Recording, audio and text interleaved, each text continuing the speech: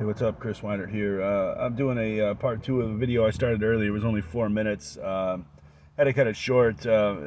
My my return to family life just entered the room and had to cut it short. But long story short, I'm gonna continue the video here and get into what I wanted to talk about. I was watching a video by Mike Maloney that kind of inspired me. I watch his channel a lot and get on his live streams as much as I can.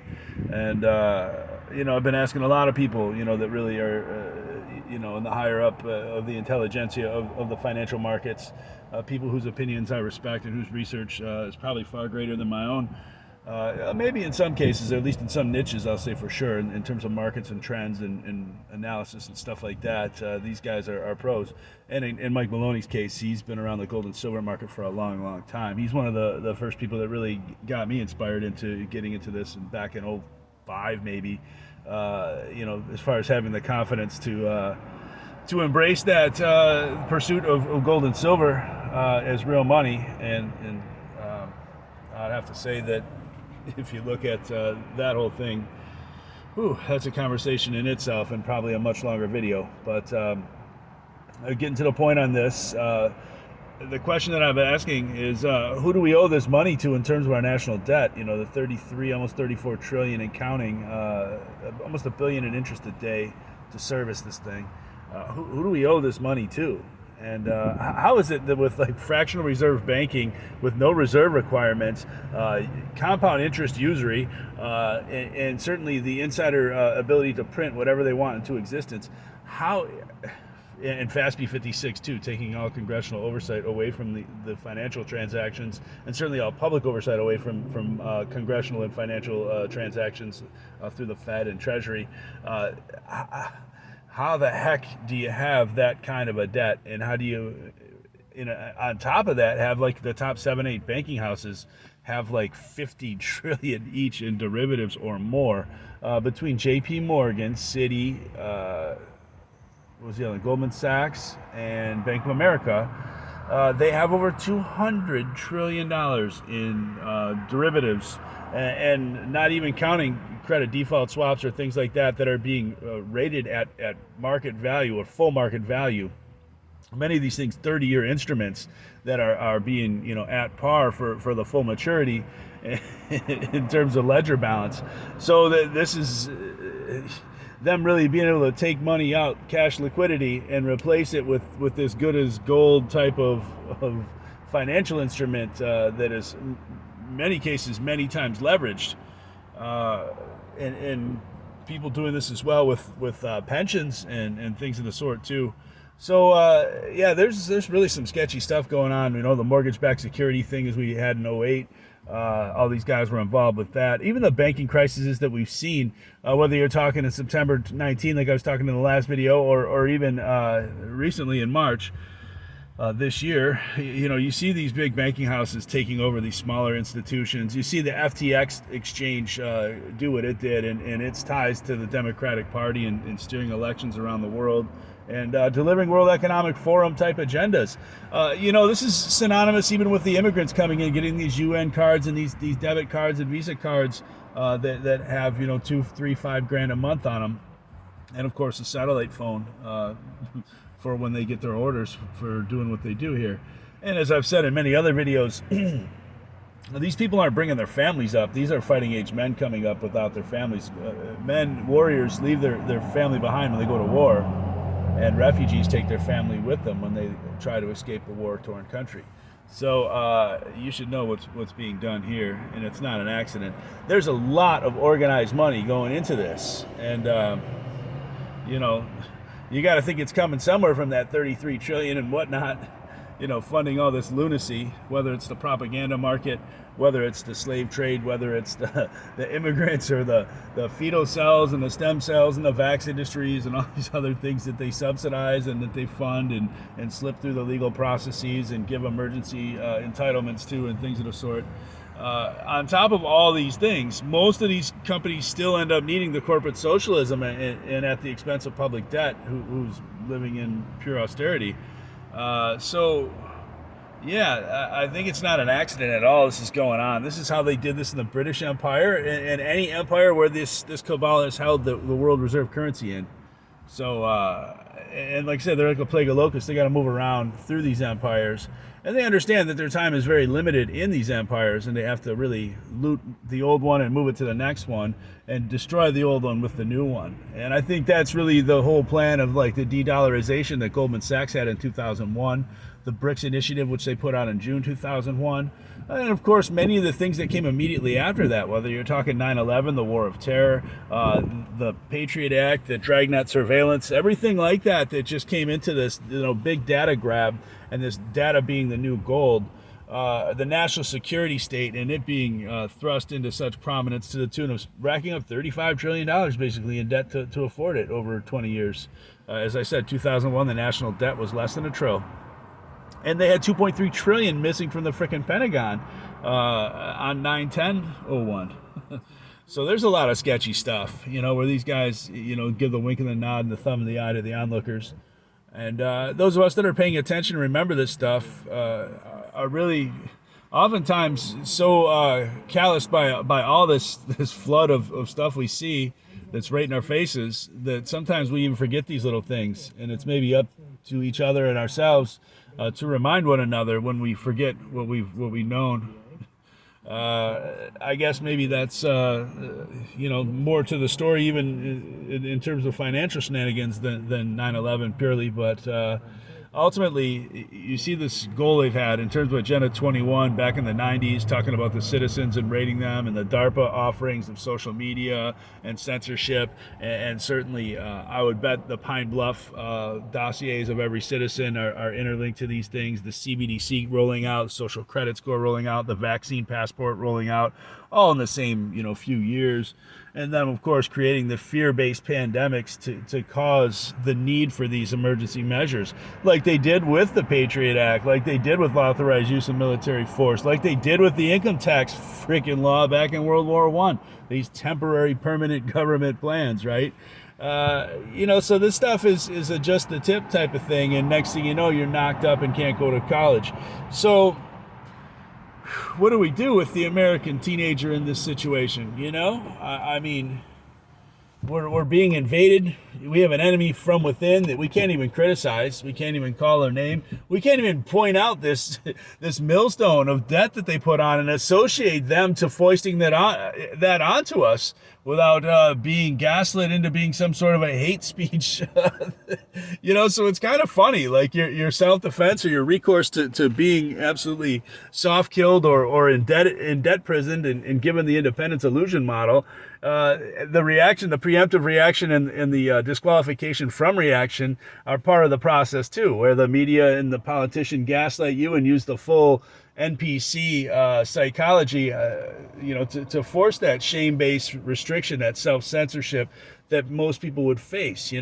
Anybody that reacted and like took out one of these creeps at the top of this thing, the Epstein list, the pedophiles, the assholes racking us into this debt and doing whatever else, putting us in these stupid wars. If anybody ever did anything to one of those people, they would be, labeled a terrorist, whatever, and given the full weight of the media and the full shame-based tar and feathers. And I think that's a psychological handicap that most of us really face. And anybody that would have the courage to be in that situation and actually do something, have the balls to do something about it, has either already been recruited by the military forces that would put said people down and disciplined into being a sentinel for this cabal, or they've been corrected through the school system or the prison system and basically broken by the financial system, because anger is an expensive luxury. And in this day and age, you can't really defend yourself from some of these attacks or these cultural assaults, and at what point in time do you really go to defend your family and think of it in that regard, as far as your children being endangered by this predatory nature, being debaucherized, and the currency being debased, and your pensions being squandered or being used to force these pandemics on you and sponsored through BlackRock and many other things, rendering your own children homeless in their own homeland, and permanent renters instead of property owners. owners. This has all been part of the Jew deal of 1933 and until now. It's the Hollywood apparatus funded from this, the banking apparatus funded for this.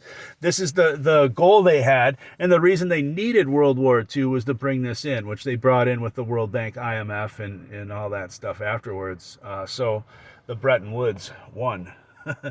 And yeah, this whole fantasy land, this Keynesian illusion is used basically as an eminence front to just force people into compliance with this order. As the largest order in organized crime in this order is actually the people that run this criminal enterprise to assure that it stays in power and ensure that nobody else can ever get there.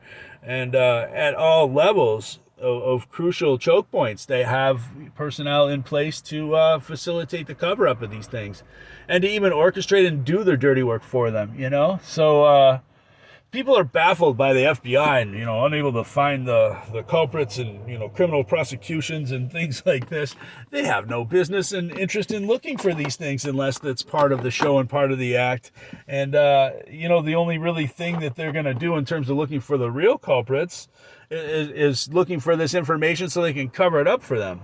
You know, whether you're talking the Kennedys or any of this stuff, you know. I've seen so many good people and patriots and whistleblowers just come and go, and these guys just, the thresher just chews them up. And it's scary because people don't do a fucking thing about it. They just stand there and mourn in silence and, oh, that sucks. And 10, 20 years later, oh, that person was great. You know, but at what time did we ever stand up to defend these people? I remember when, like, Bill Cooper got shot on his doorstep, man, I was ready to fucking go. You know, this is right after 9/11. I knew who did 9/11 from the fucking get-go, and I've been saying it for a long time, you know, and of course, it becomes more obvious as you get more and more details and more other researchers come to the front and start giving you more information. But, you know, I think Bill Cooper even had been presented with this possibility on one of his shows, and he actually defended this thing. And, you know, I know it sounds crazy, but, like, talk about some last words to have. They you know, kind of got him saying it's not the nation of Israel and the people within and da-da-da-da-da that are behind this, and get your head out of your ass. And, you know, that soundbite will probably be more that you'll hear from him in terms of his credibility, you know, shooting down this possibility. And he was very credible. He was right about a lot of stuff, and I will give him that. And I'm not taking anything from him on that. I just think he was wrong on that particular issue. And, you know, whatever. I have utmost respect for him, and what they did to him was absolutely terrible. And, yeah, that stuff can't be allowed to happen. You know, good people got to come together and make sure that doesn't keep happening. And, you know, the first thing I really think about is Julian Assange and how long he's been locked away for putting out collateral murder and things like that. And how the war criminals have hunted him down and banished those that could put them in exile. You know, this is, you know, Kurt Sonnenfeld all over again, and many others that have caught these guys with their hand in the cookie jar. And, you know, this is the thing. The truth will set you free, and it should put them in chains. But that's the whole mindfuckery of this thing. This is the trigger that causes trauma-based mind control, causes self-censorship, causes people to feel, you know, atomized, polarized, to feel futile in resisting this, powerless, you know, to condition helplessness. It's all part of the psychological warfare that they wage on you through these social engineering events and these you know, shame-based social engineering tactics, and certainly through indoctrination and incantation and rituals, stand, sit, kneel, beg, you know, whatever, salute, pledge allegiance. You know, these are the things that they use to really harness the fanatic and the patriot in a way that really it's a love that is grossly abused, and it's misdirected, and it's used like in a janissary form where it turns these people against other people that are probably just the same as them. And unfortunately, they are sent to kill those people, and they're pretty damn good at it, you know. And it's sad that it's gone on for as long as it has. And it's sad what they're doing to these people at the top, putting our soldiers in these situations, and even doing it with the mercenaries in the private sector. This is absolute proxy warfare at its worst. And, you know, the people behind this think they're once removed. But, I mean, you could easily follow the money. And it seems like the regulatory agencies that have the resources and the authority to do anything about this have no interest in even looking into this, because they are very much part of it too. So at some point in time, the people are going to have to decide whether to overthrow this thing, or to whether they're going to want to be continually blackmailed and extorted by the tyrants that have tried to thrust this technocratic feudalism on us and played us against the balance of the entitlements that we are due from our social contract with them, who in fact the same tyrants are in custody of our resources. So I don't know. I don't have much full faith and credit in them in terms of paying, what they should to us or to whomever. I don't have full faith and credit that the dollar's going to be worth anything for your pensions. I told people 20, 30 years ago that you're going to be jealous of me in 30 years, that I never had a 401k of any substance, and really had no interest in that whole model there. And, I really hate it when I'm right, but I am getting used to it. And I hate to sound like a cocky bastard, but I've been out here for the better part of 40 years warning people about exactly what's going on right now, almost to the timeline. And people didn't do a goddamn thing the whole step of the way along. Nobody wanted to get off their ass and do anything. They'd nod, yeah, whatever, appease me with, whatever they had to say to probably get the conversation off the topic. But, in educating people about this, I thought that at some point in time, enough people would know about it and they'd have enough abundance of proof, and they would actually have to physically do something about it. But I just don't think that there's too many people out there that do that these days. And I hate to say it, but it probably has something to do with the hormone disruptors they put in our food and water and our containers and many other things. And, it's sad what they're going to do to the human species in terms of mutating it to get it to comply to the whole destroyer model that the big three religions and these people bring on with their financial sorceries and legal and authority and financial systems that they have designed to do exactly what they're doing. They're not failing, they're succeeding. They're doing what they've always been meant to do, and that's to render you homeless in your own homeland, for you to be renting property instead of owning, for you to be begging instead of being entitled. This is a part of the social contract that they have absolutely voided and breached and betrayed. So at what point in time do people let go of that illusion that that's going to be there for them and actually do something about taking back our country? Because I think, once you get the crooks out of there and really get this thing out of power, we can do some really good things with honest people in power. And I think they deserve a chance to at least be on the ballot and not have to go through the APAC, whatever you call that, ringer. So yeah, I don't know. I'm ranting long enough. This thing's going to take 16 years to upload, but I'm going to send this out as an addition to the 4-minute video I did earlier. I'll try to put them out in order so nobody gets confused chronologically, but I really wanted to add some of these points about who the fuck do we owe this money to, and how the fuck has it gotten to be like this. And better yet, who's stood to gain from these legislations that have favored this? Who are the guys that are putting money on the put options, before 9/11 or right on the day of the BP oil spill or shit like that? Who's shorting and longing this stuff? Who's the one that's standing to gain? Why is Jamie Dimon selling $140 million of stock in JP Morgan next month? Why the fuck is, he's a guy that's got, like I said, it's almost 60 trillion in derivatives. He's got all this toxic shit on his books. He's a custodian for SLV. Are you fucking kidding me? These guys were accused of being shysters in the 90s, and I think that's why they did 9/11, was to help, burn the paper trail and the gold trail on that. So, if things go to a gold-backed currency, I think the United States can have a real hard time coming up with that 8,000 tons or whatever they got. I don't think they got it, and I'll be the first to say that. And you're going to see a run in gold and silver like you've never seen in human history. Maybe in the Babylonian 6th century BC, maybe there was something like that. Maybe in Egypt in the 17th dynasty, something like that. Greece, the 400s or 500s BC, yeah, something. Rome a couple times, sure. But yeah, this is certainly once in a generation, if not once in 100, 200 years type of wealth transfer. So, people are going to really have to get their head out of their ass and follow the ball on this and stop falling for the Jewish Golem Enterprises and the Masonic controlled opposition people. Because if they keep taking that, this olive branch is just going to be shoved back in their eyes and they'll be blinded. So, yeah, with that being said, I'm going to go get a drink of water. I could spit a sweater right now. But thank you all for tuning in. And thank you to the new subscribers that tuned in and that are finding my channel. And, whatever, share my content. I don't give a fuck. Or don't. I don't care. Like it, don't like it. I don't give a shit either. This is stuff that has to be done. I'm on my probably 10th, 12th YouTube channel. So, I've kicked off Twitter. Just got on Gab, CWeiner21 at Gab. So if you ever want to get on there, you can find me on that too and shoot the shit. Good talking with everybody, or thanks for listening at least. You guys have a great day.